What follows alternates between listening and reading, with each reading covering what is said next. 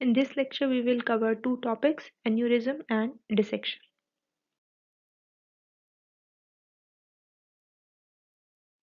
Starting with aneurysms.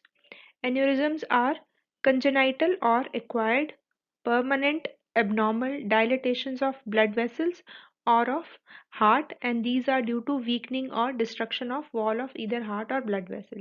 So these are permanent dilatations which are abnormal, and these can be either acquired or congenital, and these can affect either the blood vessel or heart, and this abnormal dilatation is because of weakening or destruction of wall of either heart or blood vessels. Coming on to the classification of aneurysms, they can be divided according to various formats. One is depending upon composition of wall. So aneurysms can be either true aneurysms or false aneurysms. A true aneurysm is the one which has all the three layers of the blood vessel which form the part of aneurysm. Then false aneurysms, these are also called as pseudoaneurysms. These are not true as the name suggests. These are a wall defect which leads to formation of an extravascular hematoma, and this hematoma communicates with the intravascular space. So because of that, as this hematoma is communicating with the blood vessels, so it is a pulsatile hematoma, and hence this is a, since all the layers of the blood vessel wall, they are not involved, it has completely ruptured through and through, and the blood is lying outside the blood vessel wall but is directly in contact with the blood flow. So that is why these are false aneurysms, and these are pulsatile hematomas because they are in contact with the blood vessel. So the pulsations, they are transmitted to this collection of blood. Then, depending upon their shape, they can be divided into saccular, fusiform, cylindrical, varicose, or tracemose. These are different shapes of these outpouchings or dilatations of blood vessel, and according to that, they can be named.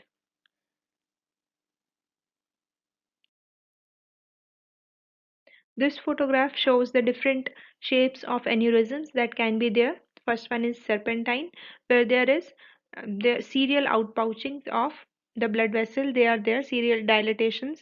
They are there, turning the vessel into a tortuous vessel.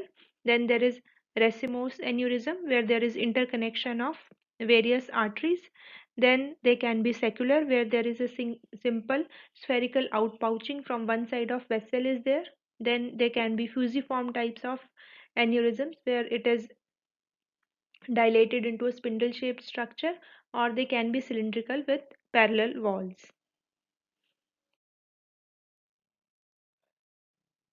So now that we have seen that aneurysms can be divided depending upon whether they are true aneurysms or false aneurysms, or they can be divided depending upon their different shapes, then they can also be divided depending upon the pathogenic mechanism that was underlying which led to the formation of an aneurysm. So most common type of aneurysms are because of atherosclerosis. As you would recall that one of the complications of atherosclerosis is development of aneurysm. So they can be atherosclerotic aneurysms. Then they can be syphilitic aneurysms. These are found in tertiary stages of syphilis. Then we can have dissecting aneurysms and mycotic aneurysms. Mycotic aneurysms, as you know that the term mycotic is uh, associated or linked with fungus, but mycotic aneurysm is a misnomer. These types of aneurysms actually result from weakening of vessel wall by septic emboli, and these septic emboli are usually because of Salmonella bacteremia. So these are not due to fungal organisms. Then there can be berry aneurysms. These are congenital, and these we had already discussed in the congenital diseases of blood vessels. As you would recall that these affect mainly the vessels of circle of Willis. So we will be discussing these atherosclerotic aneurysms, syphilitic aneurysms, and dissectic aneurysms in detail. But first we will discuss various general features in pathogenesis of aneurysms. So as you know that arteries, these are dynamic structures which maintain their integrity by synthesis, repair and degradation of extracellular matrix. So if the structure or function of extracellular matrix is compromised or is impaired due to some mechanism, so because of that, there will be result in vessel wall defect. The strength of the blood vessel wall, it will be decreased, and that will lead to outpouching of the vessel wall, leading to formation of an aneurysm. So what are the various factors that lead to impaired extracellular matrix? These can be either quantitative or qualitative defects of extracellular matrix, as well as they can be congenital defects or acquired defects. So starting with first one, inadequate or abnormal connective tissue synthesis. So transforming growth factor beta, it is required for smooth muscle and extracellular matrix synthesis. So whenever there are mutations of this pathway, they result in formation of defective elastin and collagen synthesis. And these, because they are now defective, so the support system of the blood vessel wall, it is impaired now. So again leading to formation of aneurysms. So what are the conditions where this type of mutations are there? One is Marfan syndrome.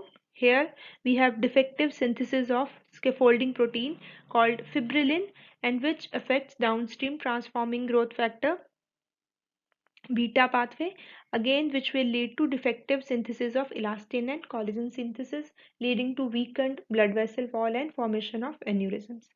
Similarly, type 4 Ehlers-Danlos syndrome, here we have defective type 3 collagen synthesis. So again, this leads to a weakened blood vessel wall.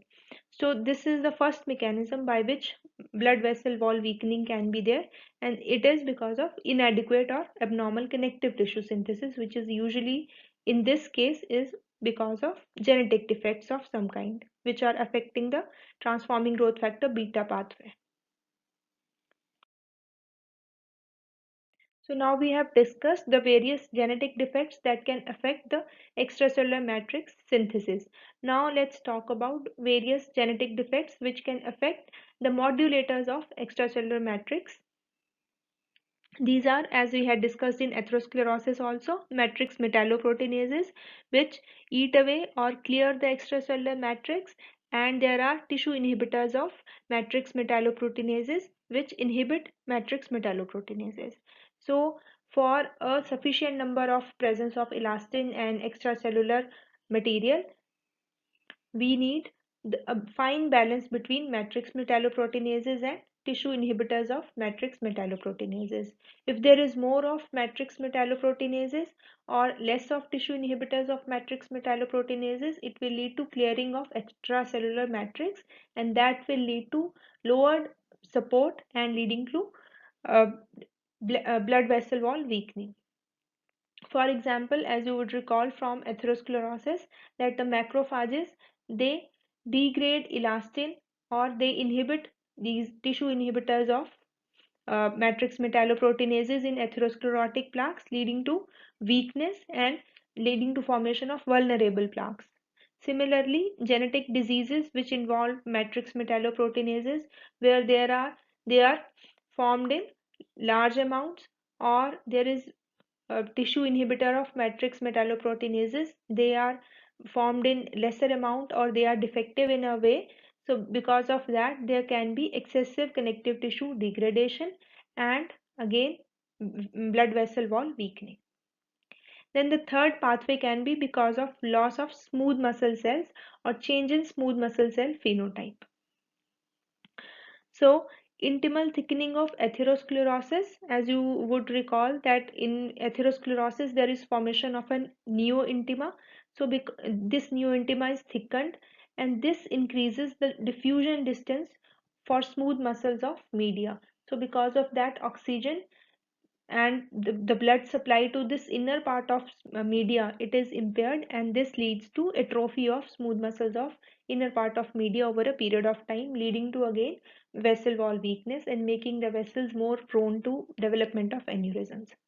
Similarly, systemic hypertension, it causes luminal narrowing of vasa vasorum. As you would recall that vasa vasorum, they are situated in the adventitia. So from adventitia, they are supplying the intima. So if there is luminal narrowing of vasa vasorum, as in the case of systemic hypertension, it compromises blood supply of outer half of the media, again leading to their atrophy and vessel wall weakness. So these are the various mechanisms by which there can be vessel wall weakness. So out of these, the various types of aneurysms that we had discussed, whether they can be true or false, or depending upon their shape or their pathogenic mechanisms, out of all these, the two types of the aneurysms, these we are going to discuss in detail, that is atherosclerotic aneurysms and syphilitic aneurysms. So we'll start with atherosclerotic aneurysms. Atherosclerotic aneurysms, these are the most common form of aortic aneurysms. These are seen more commonly in males, and the incidence, it parallels the incidence of atherosclerosis. So most common location of involvement is abdominal aorta, and so much so that it should be the first diagnosis in a case with abdominal aneurysm. So any case where we have an abdominal aneurysm, the first differential diagnosis would be atherosclerotic aneurysm unless proved otherwise. Other common locations of involvement are thoracic aorta, and this is essentially the ascending part and arch of aorta.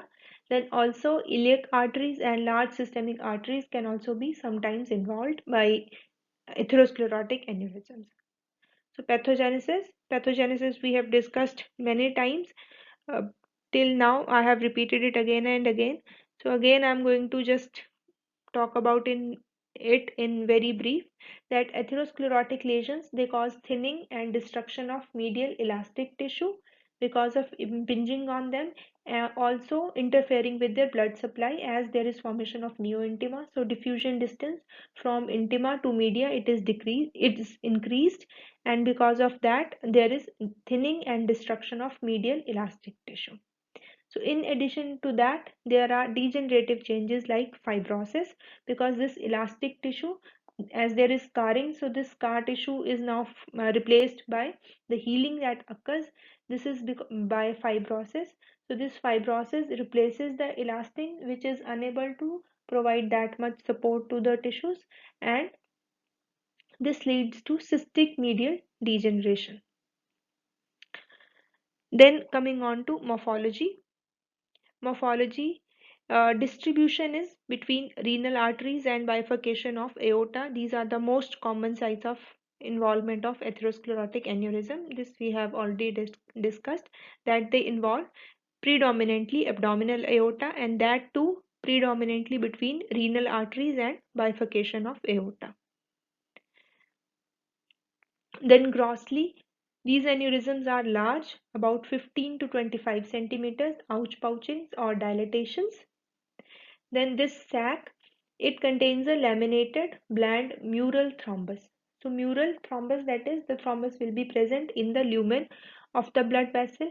Why a thrombus forms? Because as there is an outpouching or dilatation of blood vessel, so the laminar blood flow in that particular segment of blood vessel, it is disturbed, and this tilts the balance towards thrombogenic state, leading to formation of thrombi.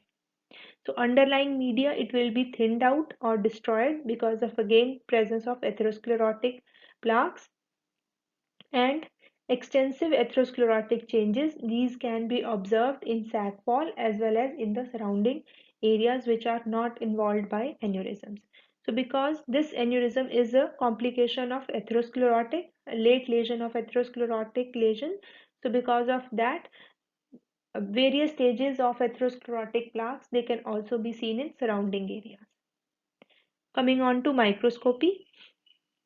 Microscopically, we will see that there will be a thinned out wall with atrophy of media, and there will be predominance of fibrotic tissue. This fibrotic tissue has formed because of degeneration of elastin and healing which has occurred by fibrosis. And there will be few inflammatory cells, and there will be presence of almost always a mural thrombus. And atherosclerotic changes, they can be seen in surrounding areas. So this photograph shows the gross appearance of abdominal aortic aneurysm. As you can see in photograph A, the site of rupture, it is marked by an arrow. The aorta is markedly dilated in the region of aneurysm. It is almost like if we try to type it structurally, then it will it has almost a circular appearance. Then in B diagram, we can see that in this photograph, there is multiple dark red color laminations. They are seen in the lumen. So this is an intramural thrombus that has formed at the site of aneurysm. Also, we can also appreciate some yellowish patches, which are the atherosclerotic plaques in this patient. So in this photomicrograph, we can see cystic medial degeneration, which we had discussed in microscopic appearance of aortic aneurysms. On the right, we have the normal appearance of elastin in blood vessels, which is in the form of lines, and these lines are black in color and they are linear and parallel to one another. If we look at the left diagram, we can see that these fibers, they have become fragmented. They are more wavy as compared to the ones which are on the right side, and there are multiple empty spaces that are there in between these fragmented fibers, which are marked by asterisks. So these are areas of cystic degeneration. Coming on to the outcomes of an aortic aneurysm. First one is, which is the most serious outcome, this is the rupture of an aortic aneurysm. This is almost always fatal, and this is because of massive intra-abdominal hemorrhage. So abdominal aortic aneurysms of size up to 4 centimeters, they almost never rupture. 4 to 5 centimeter, they have 1% chance of rupture per year. Over that, the incidence increases steadily. So therefore, the abdominal aortic aneurysms that are more than 5 centimeter in size, these are candidates for surgical intervention, and they are promptly treated by placing stent grafts or prosthetic grafts. Then they can also cause compression of surrounding structures like ureter, or they can cause erosion of vertebral bodies. Then they can also cause arterial occlusion. This arterial occlusion is because of thrombus formation, as there is non-linear, non-laminated blood flow at the site of formation of aneurysm. So it leads to formation of thrombus. And this thrombus, if it completely blocks the affected vessel, so it will lead to downstream ischemia. So basically, local ischemia will be caused by an aortic aneurysm if there is arterial occlusion. If this thrombus, it becomes embolized, so then it can cause distant ischemia because of thromboembolism. Then it can also present as abdominal mass, which is pulsatile, and it can simulate as a abdominal tumor. So coming on to the next important type of aneurysm, these are syphilitic aneurysms. Cardiovascular syphilis occurs in about 10% of patients with syphilis, and it causes arteritis. Arteritis simply meaning the inflammation of vessels of mainly aorta and cerebral vessels. So syphilitic aneurysm, it is a complication of syphilitic arteritis, and it occurs in tertiary syphilis. It involves predominantly males around the age of 50 years, and the sites of involvement are arch of aorta and ascending aorta, as compared to abdominal aorta, which is the site of predilection of atherosclerotic aneurysms. So these aneurysms may progress proximally to involve aortic valve, causing aortic incompetence, because these are involving arch of aorta and ascending aorta. So if they progress proximally, so they can also cause dysfunction of aortic valve, leading to aortic incompetence.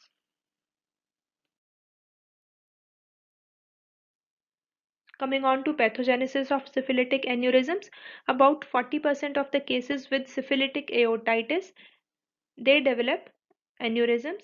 So what is the mechanism of development of aneurysm? Obviously there has to be some form of vessel wall weakness. So how this vessel wall weakness occurs in patients with syphilis? First, there is inflammation of vasa vasorum, and this vasa vasorum is inflamed and it leads to endarteritis obliterans. So it is obliterative inflammation of the vessels of vasa vasorum. So as vasa vasorum, they are supplying the media. So as they are obliterated because of inflammation, they now lead to ischemia of outer part of the media.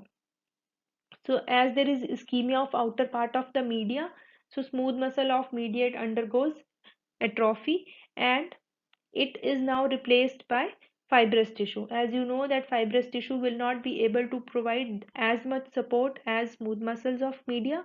So therefore it leads to vessel wall weakening, which makes these affected vessels more prone to development of aneurysms. So this is the pathogenesis of development of syphilitic aneurysms.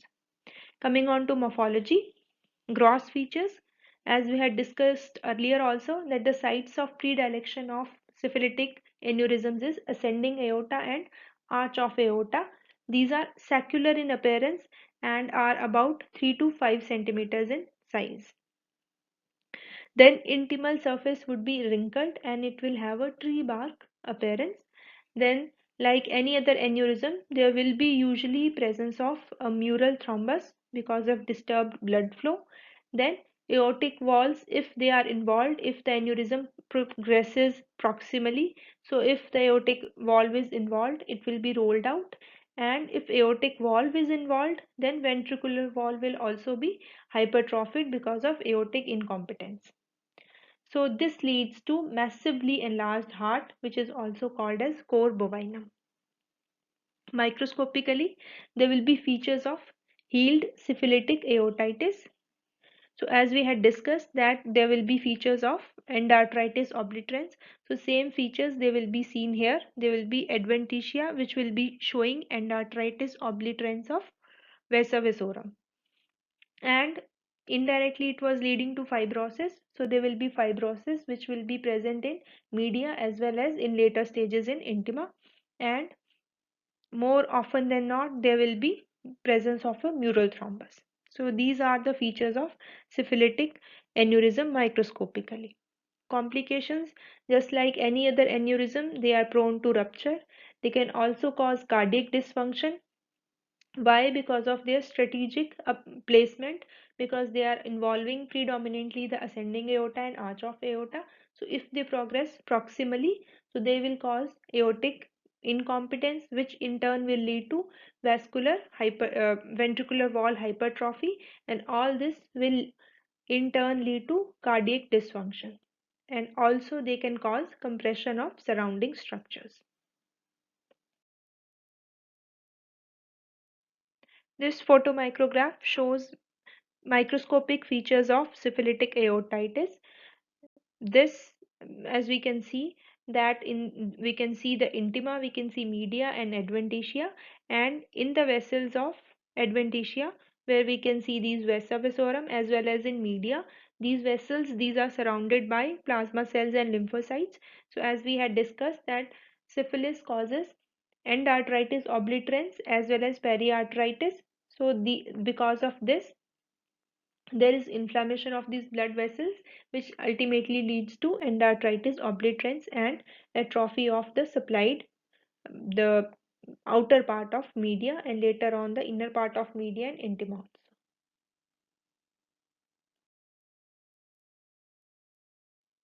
This diagram shows the various sites of predilection of development of aneurysms by different pathogenic mechanisms.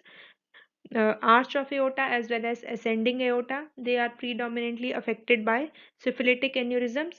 Then abdominal aorta, specifically between renal arteries and bifurcation of aorta. This is predominantly affected by atherosclerotic aneurysms. Then in the satellite box, we can see a berry aneurysm, which is involving the circle of Willis. So these are the different sites of predilection of different types of aneurysms. So whenever there is aneurysm of this particular part of aorta, so depending upon that, we will have our differential diagnosis. Coming on to the second section of this lecture, which is dissection. So what is a dissection? Dissection is an intimal surface defect through which the pressurized blood it escapes into the underlying layers of the blood vessel, and this pressurized blood now starts pushing apart or starts dissecting the different underlying layers of the blood vessel and leading to a large defect.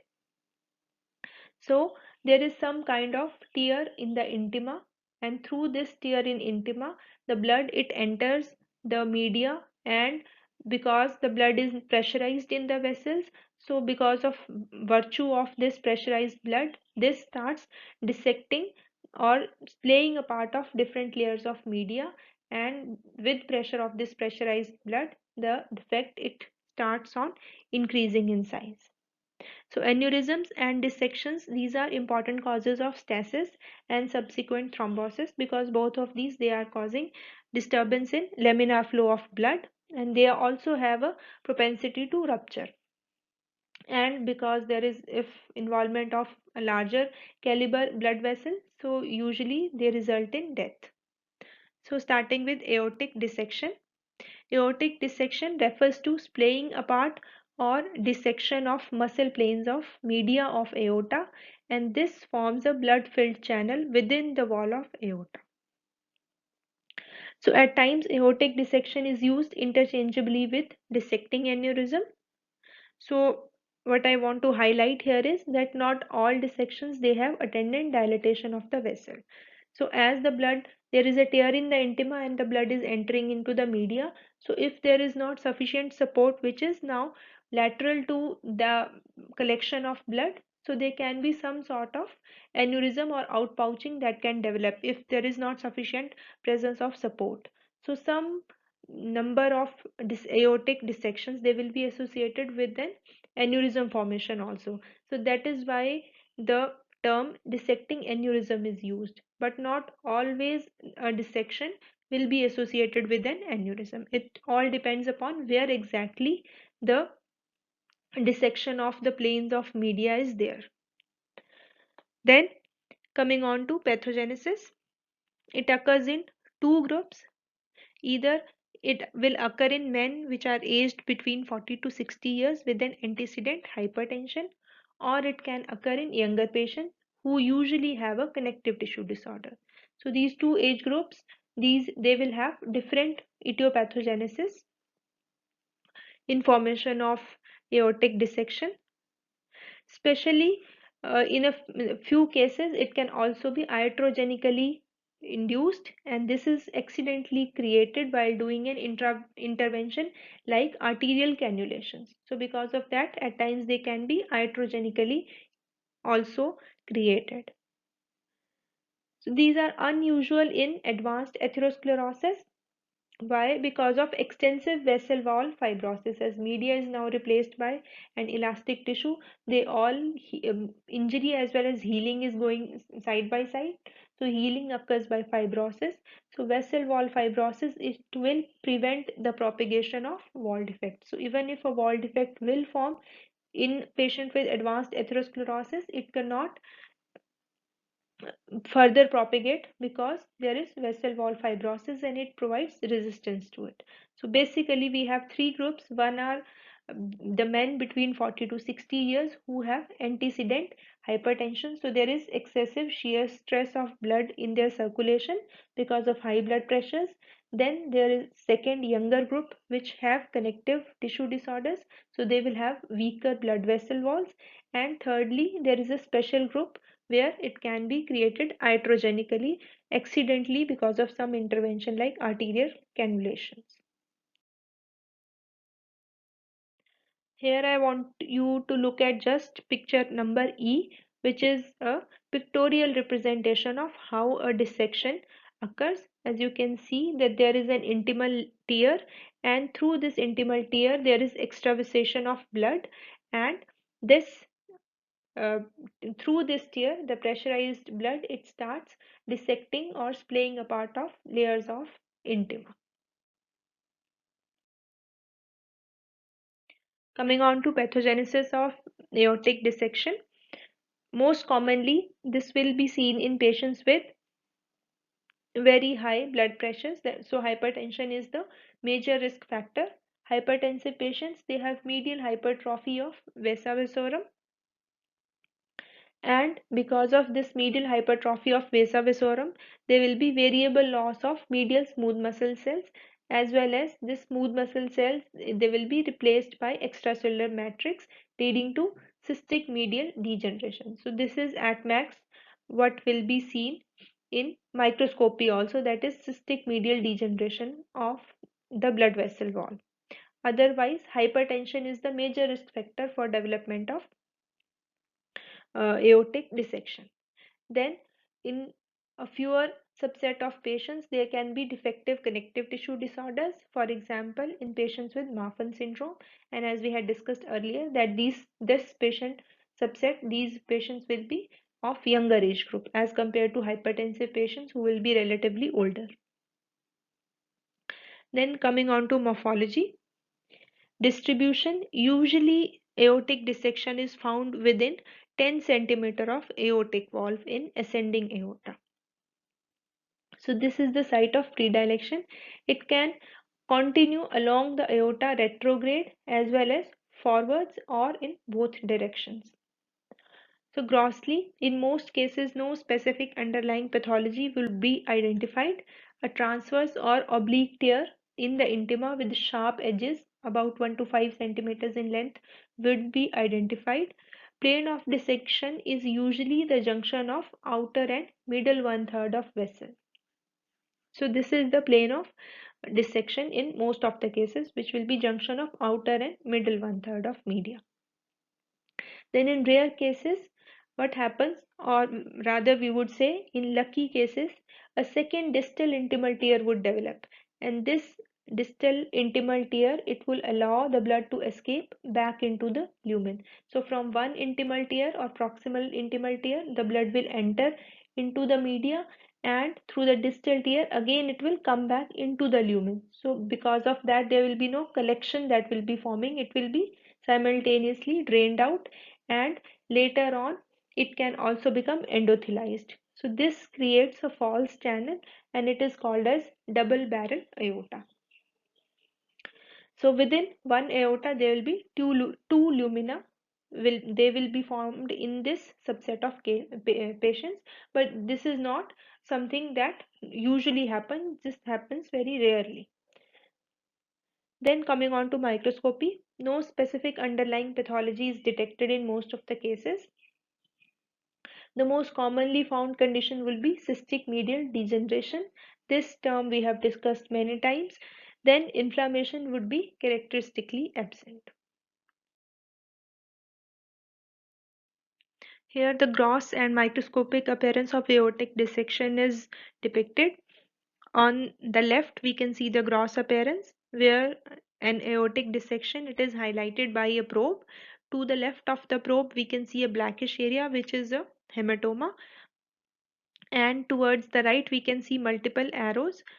These arrows, as you can see, they are pointing towards a yellowish area. So as we had earlier discussed that an aortic dissection cannot progress in an area with advanced atherosclerotic lesions.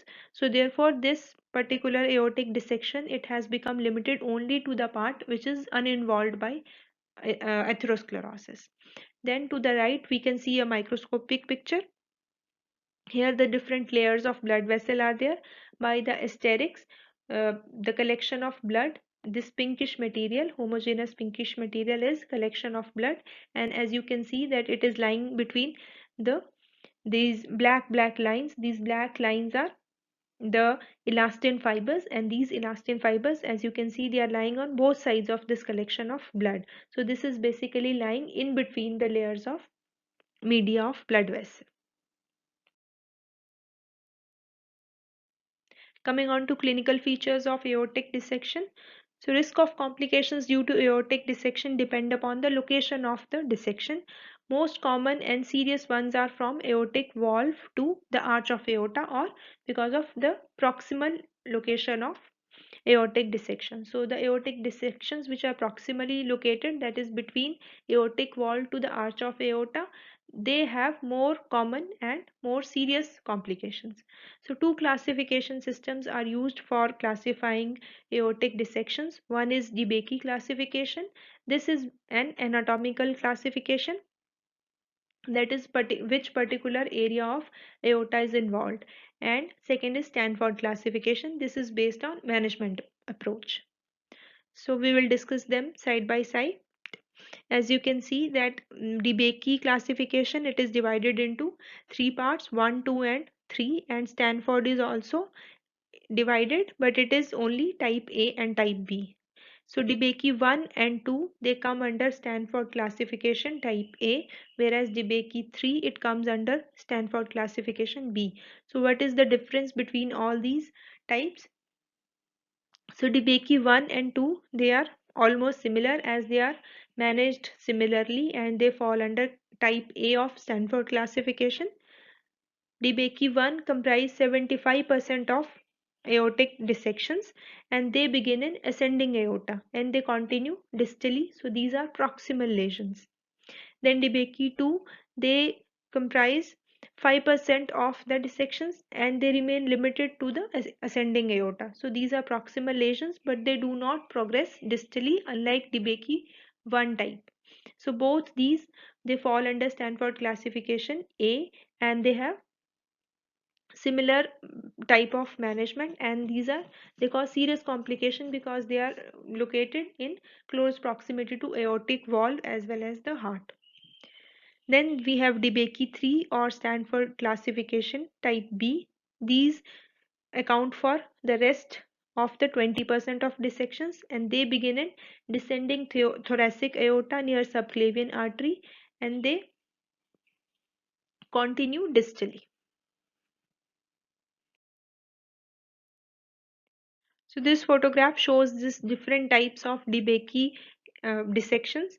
DeBakey 1, as we had discussed earlier, the arrow is pointing at the site of intimal tear. It is originating in ascending aorta and then dissection is progressing distally.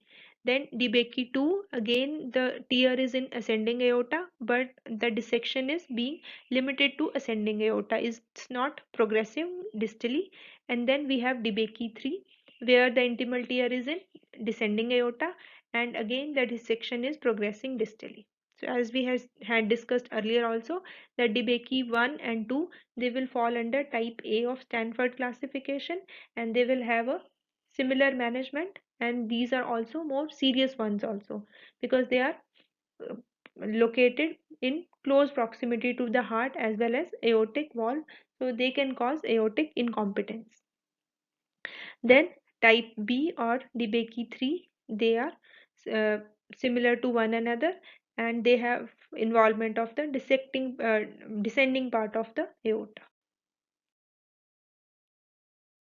So coming on to complications of aortic dissection, most common cause of death because of aortic dissection would be because of rupture of this dissection into the any type of cavity like pericardial cavity, pleural or peritoneal cavity, and this rupture would be through adventitia and leading to massive hemorrhage, which is usually fatal.